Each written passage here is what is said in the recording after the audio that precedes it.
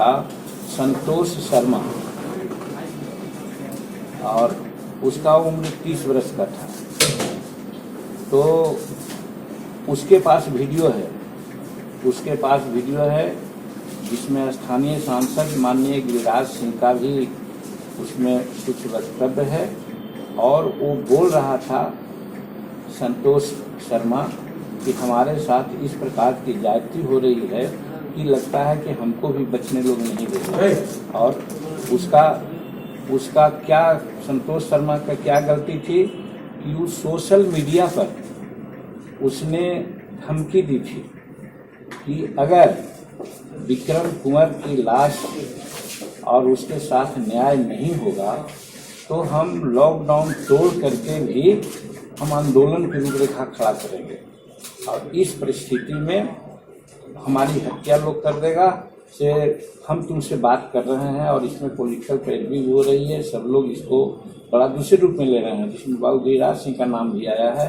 वो वीडियो हम लोगों के पास है, अगर जरूरत पड़ेगी तो वीडियो भी हम लोग सुनवा सकते हैं। इस आधार पर हमारा कहना है कि हत्या में गिरिराज सिंह भी शामिल नहीं है, कुछ बात किए हैं, हो सकता है पैरवी किए हों, बोले हैं कि मैंने हत्या कर लो। अब ये कैसे कहेंगे? तो जो आया तो सुन लीजिएगा, अगर आप लोग सुनना चाहते हैं तो सुना दे सकते हैं वीडियो। आपका आरोप क्या गिरिराज सिंह हत्या करवाने में शामिल है? अब ये हम कैसे कहें? हमारा कहना है कि अगर वो थाना में जिस भी कारण से भी हो, वो जो वीडियो है वीडियो में समझ में आ जाएगा कि किस कारण से उन्होंने टेलीफोन किया। हमारा कहना ये है आप क्या बात पर क्या निकला? अब वो हमने नहीं कहा, हम इंक्वायरिंग ऑफिसर ना है और उसके लिए तो हम मांग कर रहे हैं कि सीबीआई उसकी जांच करे, सीबीआई जांच करे क्योंकि लोकल पुलिस का हाथ है। सीआईडी को शायद दिया गया था, सीआईडी बिना परिश्रम किए हुए एक दिन में जांच रिपोर्ट दे दिया और इस चीज़ को भी जो एक्यूज लोग हैं वहाँ गांव में दहशत फैला रहे हैं कि क्या हो गया सीआईडी जांच से, देखो सीआईडी जांच हम लोग के पक्ष में दे दिया। तो मेरा कहने का मतलब है कि बाबू गिरिराज सिंह का क्या उसमें रोल रहा, ये तो जांच का विषय है। जो जांच की एजेंसी की बात अगर आएगी तो हमारे पास ही नहीं, दर्जनों लोगों के पास वो वीडियो क्लिप है। वीडियो आप देखे होंगे, आपको क्या हम सुने, आपको क्या लग रहा है? गिरिराज सिंह आप पहले सुन लीजिए, हत्या करवाने में शामिल है या बचाने में शामिल है? हम कोई नहीं कहने वाले हैं।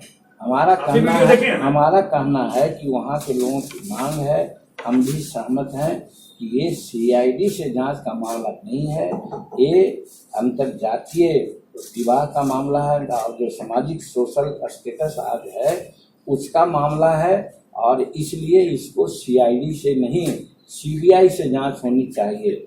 और मृतक परिवार को निश्चित रूप में दोनों को, चाहे संतोष शर्मा का नाम हो या फिर विक्रम का नाम हो, दोनों परिवार को मुआवजा देना चाहिए। ये अति पिछड़ा में है संतोष शर्मा और मृतक वो विक्रम है, वो शेड्यूल कास्ट में है। तो वैसी परिस्थिति में उन लोगों को उचित मुआवजा दें और इसकी जांच सीबीआई से हो। एक हम आज जो सोशल एस्पेक्ट के आधार पर हम कहना चाहते हैं, बहुत से मीडिया वाले बेगूसराय में उतर गए थे, आए थे, हमने भी उनको कोविड हैंड प्रार्थना किया था कि एक बात जो हम आपसे कहना चाहते हैं उसको अगर एक लाइन का भी अगर जगह दे देते हैं पेपर में तो आएगी। हमने उनको उदाहरण दिया महाभारत का कि महाभारत काल में वो जो सुभद्रा थी, शिशुपाल की बहन, उसको भगवान कृष्ण ने अर्जुन से किडनैप करा लिया। जो रथ पर कृष्ण, हाँ भगना थे श्री कृष्ण सिंह, कृष्ण भगना बहन उनकी थी, तो शादी करना चाहते, हाँ राइट, तो वो उसको ले जा रहे थे। तो कृष्ण जी, भगवान कृष्ण ने कहा कि नहीं कृष्ण सारथी मत बनो अर्जुन, तुम बना उसको सुभद्रा को दे दो। सुभद्रा हाथ में लगाम लेकर के चल जाएगी। तो ये शो करने के लिए कि सुभद्रा ने भी अर्जुन का ये किया है, वरण किया है या उसको अपहरण किया है। आज इस केस में वही हालत है। वो जो विक्रम लड़की उसको भगा के ले गई, हाँ हम यही कहना चाहते हैं, विक्रम कुंवर का उम्र 17 वर्ष है, वो नाबालिग है, बड़े इंटेलेक्चुअल्स हैं, सिर्फ इंटरकास्ट मैरिज भी नहीं कर रहे हैं, तो इंटर कम्युनिटी भी मैरिज कर रहे हैं और जाति पाति कुछ नहीं है। रैदास जी ने भी कहा है कि जात पात पूछे नहीं कोई, हरि के भजेसो हरि के होई। इस लाइन पर आज इस समाज को आगे बढ़ना चाहिए। तो जब इंटेलेक्चुअल्स लोग, बुद्धिजीवी लोग, अब हमारे पुराने समय में भी जब कास्टिज्म को बहुत महत्व नहीं दिया गया था, तो आज इस आधुनिक युग में भी कास्टिज्म को महत्व न दें, और जब भी कास्टिज्म को महत्व नहीं देंगे तो शायद विक्रम की जो हत्या हुई न होता। जांच ये भी करवाएंगे कि लड़की भगा के ले गए उसको, ये भी जांच में शामिल हो। सीबीआई जांच करेगा। देश कथन को भी हम कहना है कि भाई वो 18 वर्ष की थी, अभी 17 वर्ष का था, तो इसको कैसे कहें कि भगा के ले गया। एक कांड ये हुआ, और दूसरा कांड जो हुआ है वो है एक लोचन सदा नाम करके थे। वो लोचन सदा यहाँ का ग्राम समिया है, थाना भैरव स्थान, जिला मधुबनी का है। उसकी हत्या से संबंधित उसी भैरव थाना में कांड संख्या 79/2020 अंकित है, जिसमें 302, 307, 504 इत्यादि और SC/ST एक्ट लगा हुआ है। एक घटना शायद 7 जून की है, और कल हम लोग गए थे 14 जून।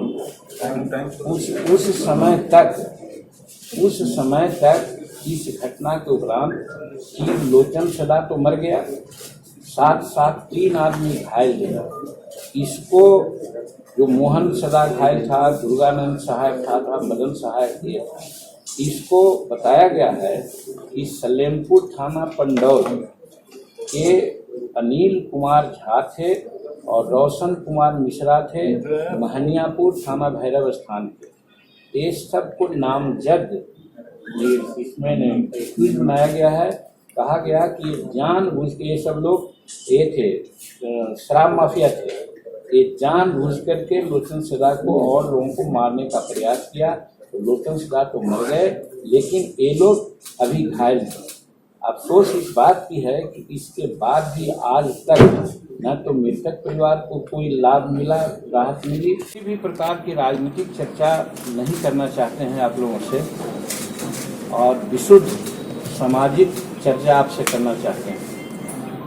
विगत 2 दिनों में आप नहीं कीजिएगा, हम लोग करेंगे आपसे। तब फिर मैंने न्यूज उससे को बना दीजिएगा। बुलाया तो कुछ तो करेंगे, आप कुछ तक चलेगा, लेकिन ये नहीं हो कि वही हो जाए प्योर। ना वो भी रहेगा, ये भी रहेगा। अच्छा देखिए, तो विगत 2 दिनों से हम बेगूसराय और झंझारपुर 2 दिनों का दौरा किया है 2 जगहों पर। दोनों जगहों पर शेड्यूल कास्ट के बच्चे लोगों के साथ घटनाएं घटी है, जिसमें मौत की भी बात आई है। तो सबसे पहली घटना आपको बेगूसराय का एक गांव है, बीरपुर थाना में पर्रा गांव है, बीरपुर थाना बेगूसराय।